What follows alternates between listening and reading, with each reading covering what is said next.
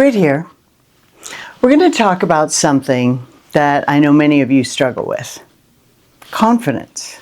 Some of us wrestle with this. Now, not this kind of self-made hustle culture kind of confidence that the world sells us, but I'm talking about a God-given confidence. And my friend Carol Chisholm calls it Godfidence. A confidence rooted not in what we can do, but in who we belong to. And in that case, that's Jesus Christ. So I've had so many women share with me, I just don't feel like I'm enough. I'm not smart enough. I'm not strong enough. I'm not pretty enough. Not spiritual enough. And I want you to know, you're not alone. Every one of us has had moments where we lost sight of who we were in Christ. Yet today, I want to help you trade self-confidence for Godfidence. And I want to share 5 simple biblical ways to strengthen that holy confidence in your everyday life. Number 1, rewrite your story with God as the author.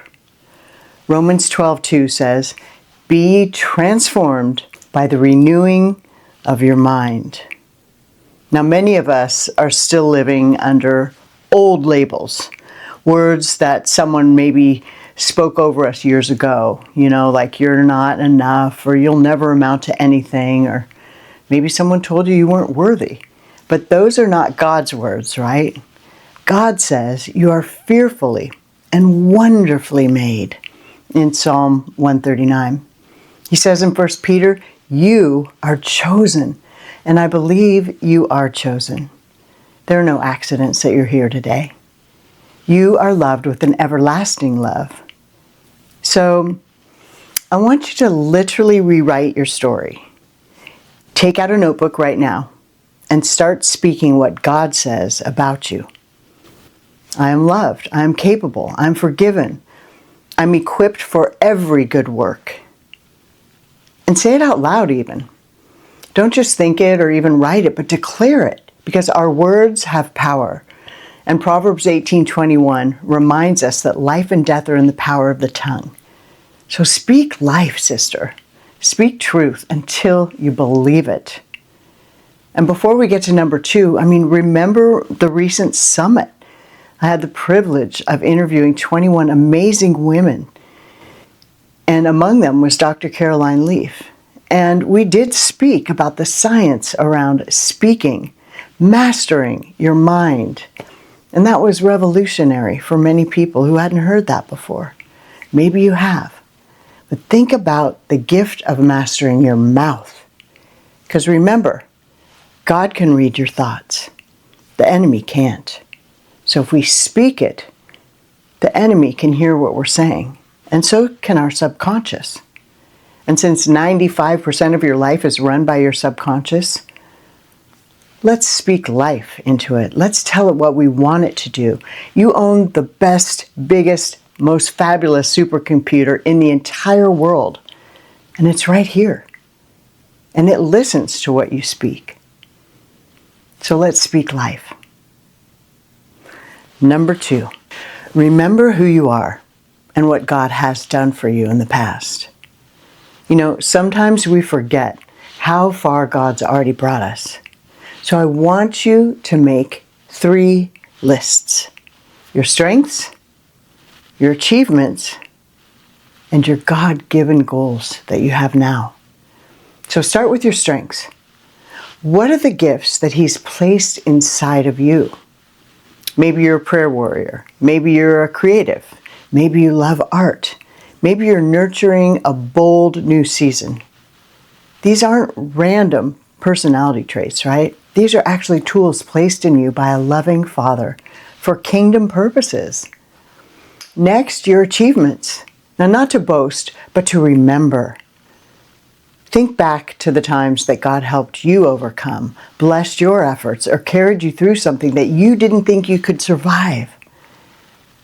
And third, write your goals down. Not just, I want to lose 10 pounds or I want a new job, but deeper things like I want to love others better, or I want to start that ministry that God put on my heart years ago, or I want to trust Him with my entire future. Whatever they are, These lists should be nearby, so you can refer to them always and often, and remember his faithfulness to you. Number 3, take faith-filled action. Because James 2:17 says, faith without works is dead. We've all heard it, but let's think about it. One of the biggest confidence builders is simple obedience to God, doing the next right thing that he's put in front of you, even when you feel afraid. Maybe it's something as simple as starting a Bible study. Maybe it's forgiving someone, which can be huge. Maybe it's taking better care of your body or yourself or your mind because it is his temple. These aren't ours. These are gifts given to us for temporary use on earth. And when you take small steps of faith, you begin to see God move. And your confidence, it definitely grows. And don't forget, self-care is a spiritual tool, right? Resting, nourishing your body, spending quiet time in prayer, taking a Sabbath, walking outside. These things can reset your soul. So when you look in the mirror, I want you to see a woman who is starting not to be perfect, but one who is surrendered to the Lord's plans for you. Be strong in Jesus. Number 4, surround yourself with faith builders. We've all heard that you are a sum total of the 5 people that you hang out with the most. And make that count. And Proverbs 13:20 says, walk with the wise and become wise. So ladies, who's in your circle? Because if you're constantly surrounded by negativity or gossip or comparison or complaining, it'll drain your spirit. It really will. And sometimes the bravest thing you can do is simply step back and realign your circle.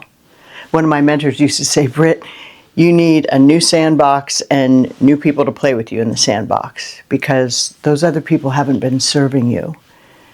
And you will be dragged down by those around you, even if you think you're going to be lifting them up. So certainly there's a place to minister to others when we go out, if we feed the homeless or we do our acts of service in a loving way. But it doesn't mean that we lay down with those that bring us down. So again, who's in your circle?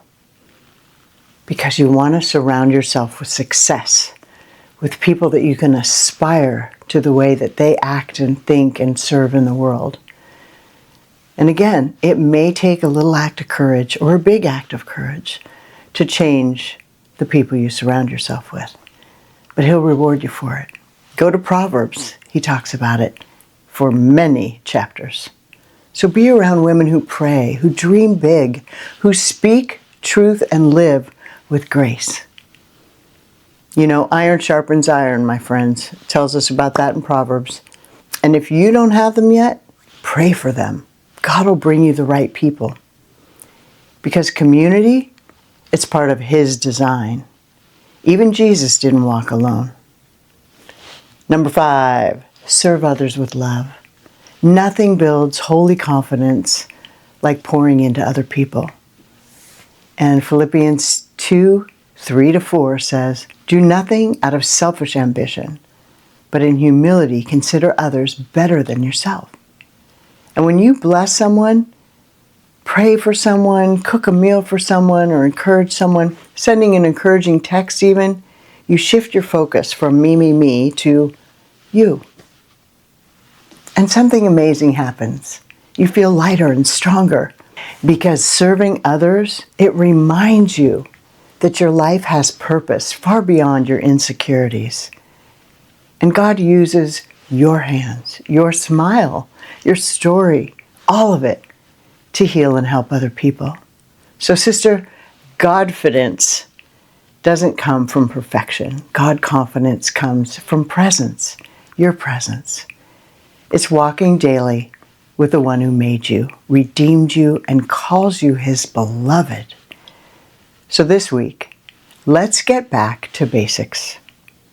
Rewrite your story with his truth. Remember his faithfulness. Take faith-filled action. Surround yourself with people who build you up and serve others with love. And as you do these things, you'll discover something incredible. Confidence isn't something that you have to chase. It's already in you because Jesus is in you, the hope of glory. So go out there, walk tall, and remember, you're chosen, you're loved, and you are enough because He is more than enough. And again, if no one told you today, just remember, you are beloved.